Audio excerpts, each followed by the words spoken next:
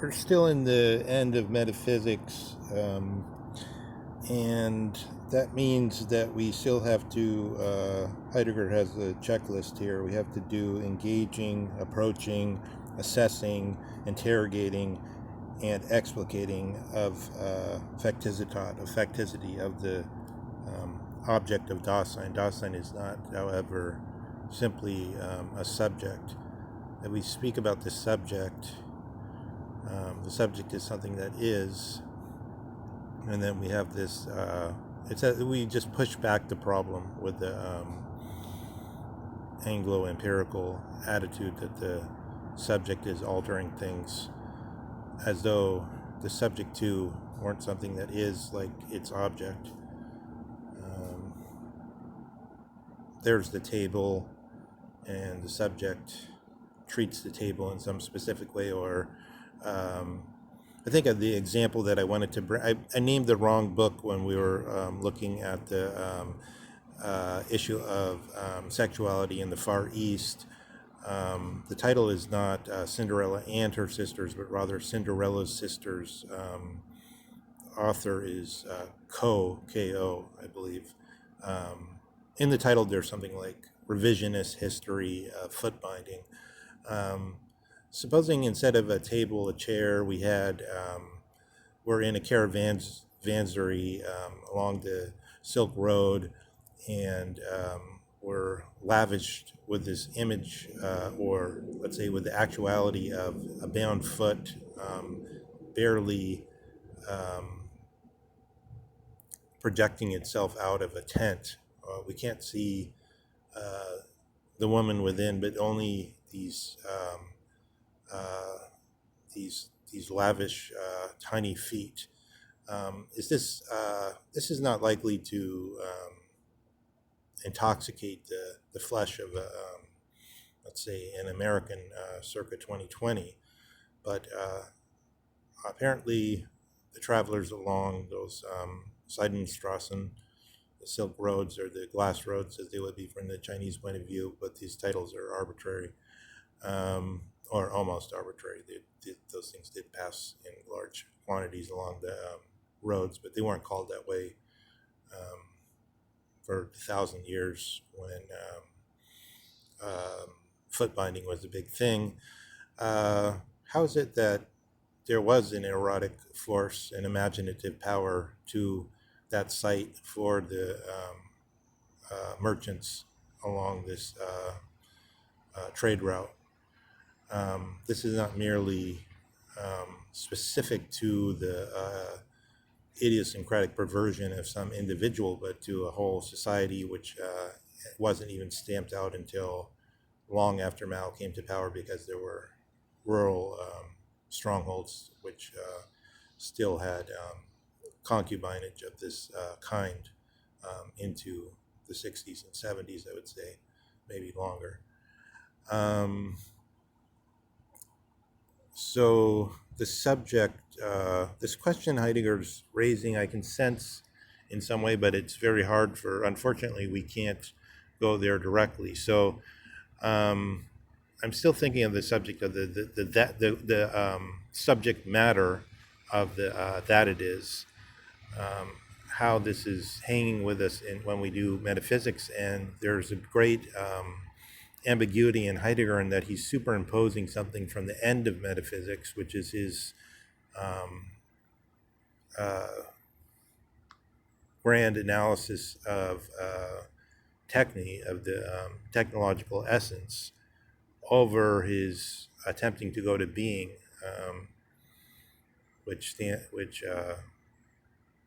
would have to form. There's a ground back behind the subject, just like there's a ground back behind the things. And we tried to get there without letting the onticness come in and transform it into just another object for a particular kind of subject. Just as the image I just gave is radically different depending on what the subject is, but the subject isn't defined just by total peculiarity, but by whole epochs, such that there's a certain essentiality to forms of cultural subjectivity. You could say in a kind of pseudo or almost Hegelian sense that if you view Hegel as insisting that there was a sort of necessity to the uh, apparent accidentality of historia or history in its unique unfolding, that some points have essential peculiarities.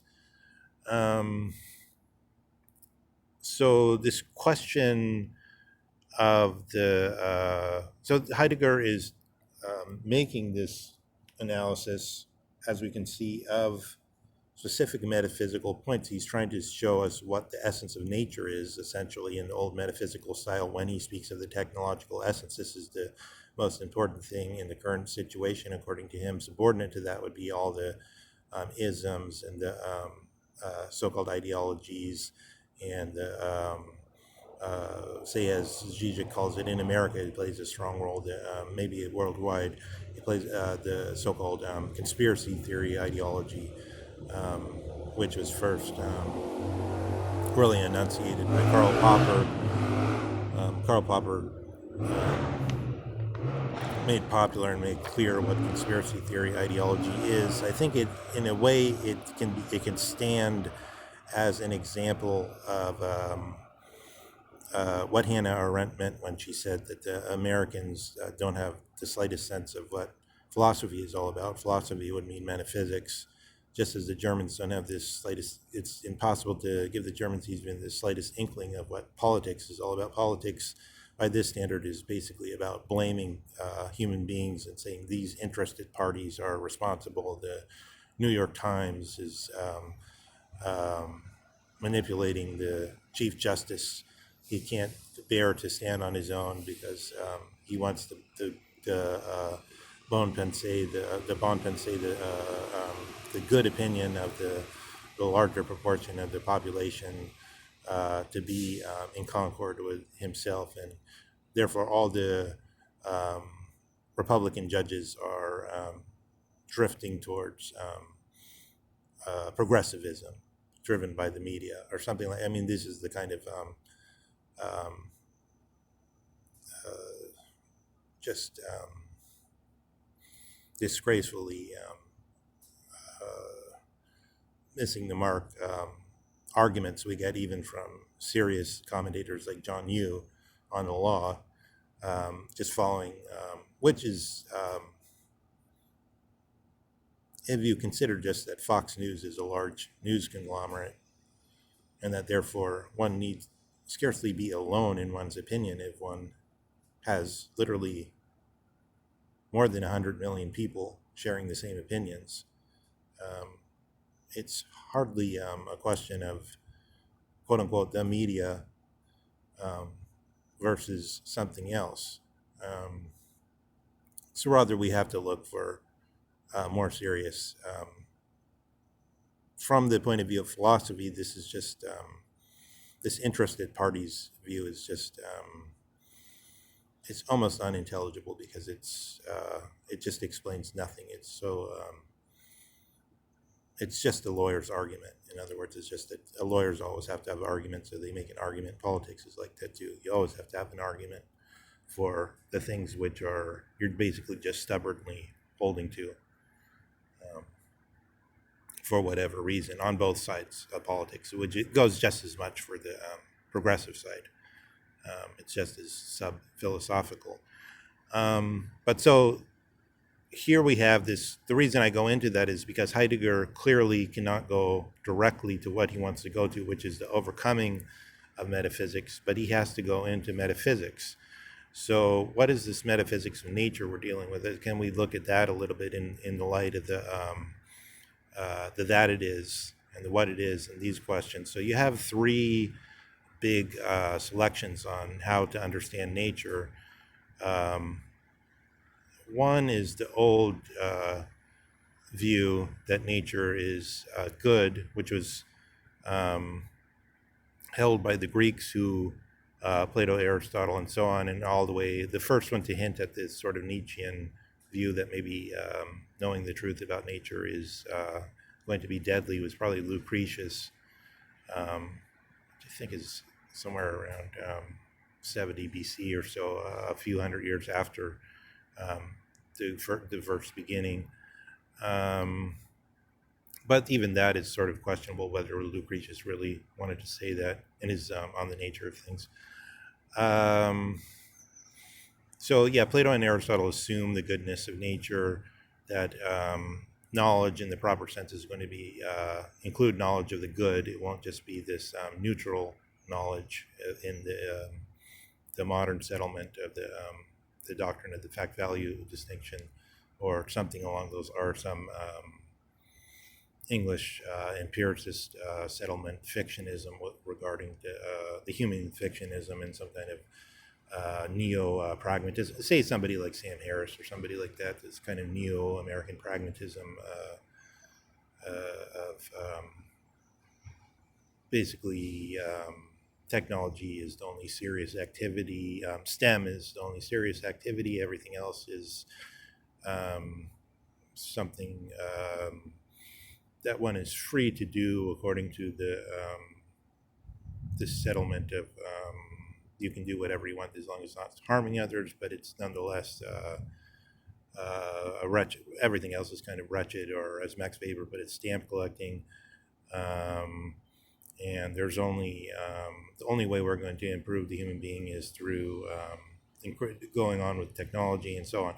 So that view tends towards what Heidegger shows in its most striking sharpness, which is the neutral view of nature. And then you have this other romantic view, which the Schwarmerei kind of view, like you think of Klaus Kinski and on the open face of it, it's supposed to be, oh, here's this noble conquering of a human being going against irrational forces, which he's shattering his pathetic little will against. And that's what it looks like to, say, Herzog on the outside when you see his films. But really, it's a kind of Schwarmerei, just sort of effeminate, just squishy inner view. And Zizek, when he's faced with this, he says, "Oh yeah, Herzog, that's right. Nature is a horror, or nature is out to get us, or whatever. Even outer space, it's deliberately trying to destroy us, pathetic human beings." So this is one view of nature. And then, strangely, when Zizek is faced with somebody like,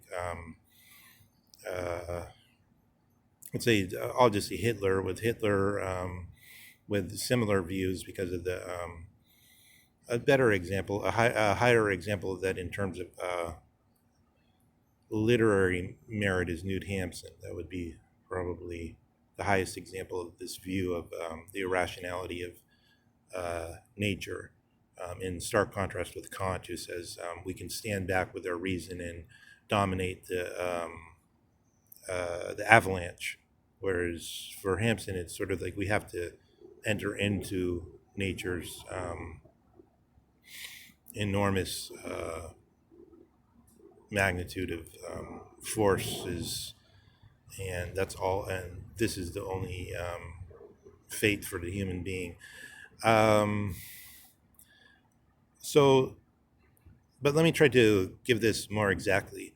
So you have in the through a comparison between the first translations of the passage, I think in I can't remember what it is, where that is in. It's in the book of Genesis somewhere. The famous lines about "I am that I am."